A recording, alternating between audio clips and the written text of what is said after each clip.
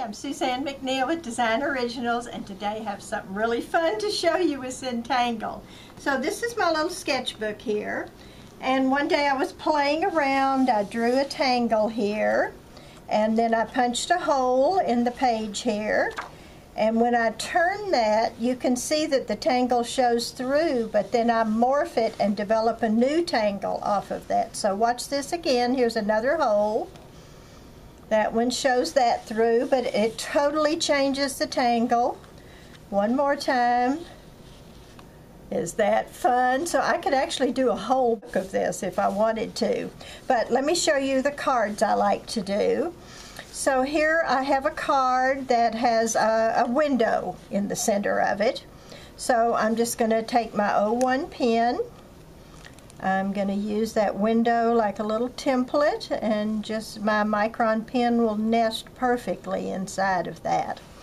So now I'm going to open that, and I'm going to treat this just like a normal tangle, where I draw my strings, and now I'm going to fill a pattern into this section. So I'm going to do a grid pattern based on the Knightsbridge pattern.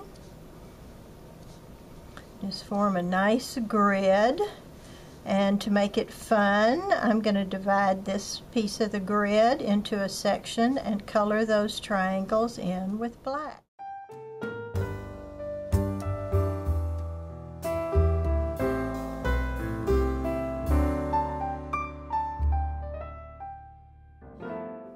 Just for time's sake, I'm going to go on to the next section, and I'm going to just draw a large sort of mountains and valleys, a zigzag, and then I have space, so I'm going to draw and fill that with another zigzag. And now, it's always nice to turn your card rather than trying to turn your hand, so I'm going to fill these mountain shapes in with small parallel lines.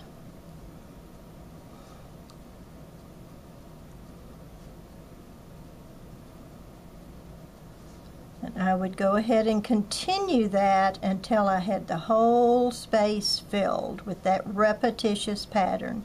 That's what tangles are all about. They're repetitious patterns to fill spaces. Zentangle was actually developed by Rick Roberts and Maria Thomas of Zentangle.com. They were the founders who actually developed the teaching method for little patterning. Of course, third world countries have done patterning forever, but no one had ever developed a teaching method for that. So now I'm just going to connect those little dots. Form a nice little sort of a bead string, and that creates a totally different pattern. I'm just using simple patterns today.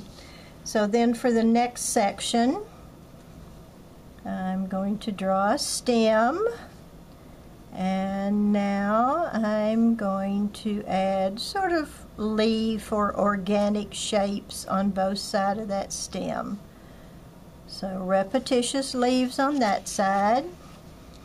I'm going to turn my paper a little bit. It's a little bit easier for me to draw these from this angle. And the magic's going to happen in just a minute. So now a very simple tangle pattern. And I can fill in these a little bit more if I want to, but I'm going to close this. And now the morphing of the little window cards. So I choose an area where there's a line that connects, and now I'm going to morph and change this area and add similar little organic shaped leaves. Or that's what they look like to me. They don't have to be anything, of course. So I really enjoy Zentangle. It's something I can sit down and do on my lap in the evenings, since I don't have a lot of messy paints or anything.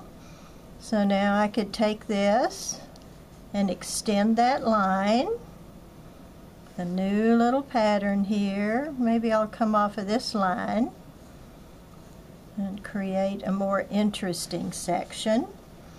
I could come in here and just add a couple more little spirals.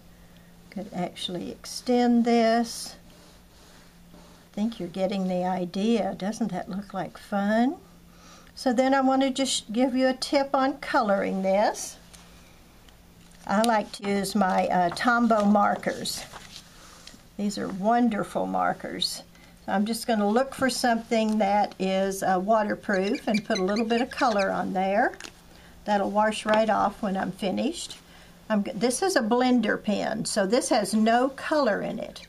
But I can pick up the color off of this area, and then I can start applying my color here. Since I'm using the blender pen, I was only able to pick up a small amount of color, so it will actually run out and become variegated. If I want to add a little bit more color, maybe I want to do this to the outside also. But as I use this pen, there's only a little bit of color in it. So it looks dark here, but turns much lighter here. So let me just show you a few more samples. Well, one more little trick. Here's an envelope for my card. Now these are wonderful punches. They come in squares and circles. I want to put it down on the bottom here. And these are available at your craft store. They're called all-over punches. So you can actually punch a hole anywhere on the page. You're not limited to the edges. And so now, this card that I did, that's a window card. So I have the window card in the window envelope. Wouldn't that be fun to open that? So here are a few more samples over here. Just little simple patterns. They don't take very long to do. But you can see how much fun that morphing the pattern into something new turns out. You can do it really elaborate. Here are a few with colors. Lots of fun. And where did I get the idea? Well, I have a new book, Zentangle 10. So this concept is included in this book, and this is one in my series of 10 books at this point.